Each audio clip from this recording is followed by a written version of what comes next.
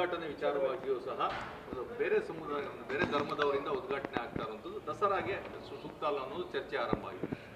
ನೋಡಿ, ಇತಿಹಾಸ ನಮ್ಮ ಮುಂದೆ ಇದೆ.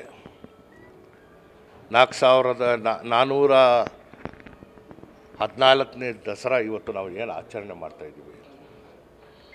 ಈ ಹಿಂದೆ ನಾವು ನೋಡಿದಂತಹ ಸಂದರ್ಭ ವಿಜಯನಗರ ಸಾಮ್ರಾಜ್ಯವು ಶುರು ಮಾಡಿದಂತಹ ದಸರಾ, ತದನಂತರ ನಮ್ಮಲ್ಲಿ ಮಹಾರಾಜರ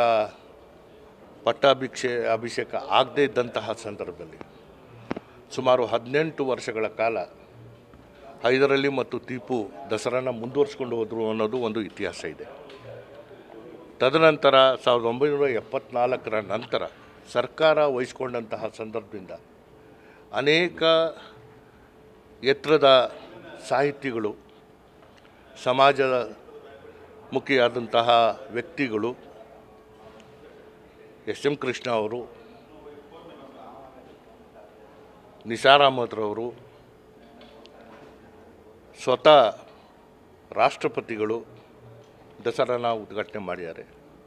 ಸಾಮಾನ್ಯ ಒಬ್ಬ ರೈತನು ಕೂಡ ದಸರಾ ಉದ್ಘಾಟನೆ ಮಾಡಿದಂತಹ ಸಂದರ್ಭಗಳಿವೆ. ಸಮಾಜದಲ್ಲಿ ಒಬ್ಬ ನಾಸ್ತಿಕ ಅಂತ ಹೆಸರು ಪಟ್ಕೊಂಡಿರುವಂತಹ ಬರಗೂರು ರಾಮಚಂದ್ರಪ್ಪ ಅವರು ನಾನು ಪೂಜೆ ಮಾಡಲ್ಲ ಅಂತ ಸ್ಪಷ್ಟವಾಗಿ ಹೇಳಿದ್ರು. ಅವರು ಸರಿಯೋ ತಪ್ಪೋ ಆ ಸಂದರ್ಭದಲ್ಲಿ ನಾನು ಜಿಲ್ಲಾ ಉಸ್ತುವಾರಿ ಸಚಿವನಾಗಿದ್ದೆ.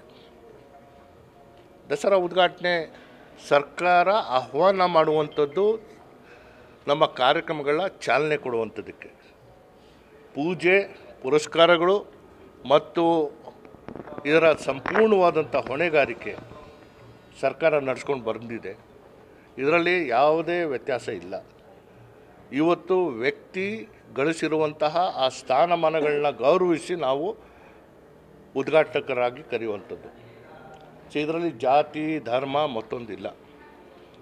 ಇಲ್ಲಿ ಬೇಕಾಗಿರುವಂಥದ್ದು ಸಾಹಿತ್ಯ ಲೋಕದಲ್ಲಿ ಅವರು ಪಡೆದಂತಹ ಏನು ಪ್ರಶಸ್ತಿಗಳಿದೆ ಅದನ್ನು ಗುರುತಿಸಿ ನಾವು ಇವತ್ತು ಮಾಡ್ತಾ ಇರುವಂಥ ಕೆಲಸ.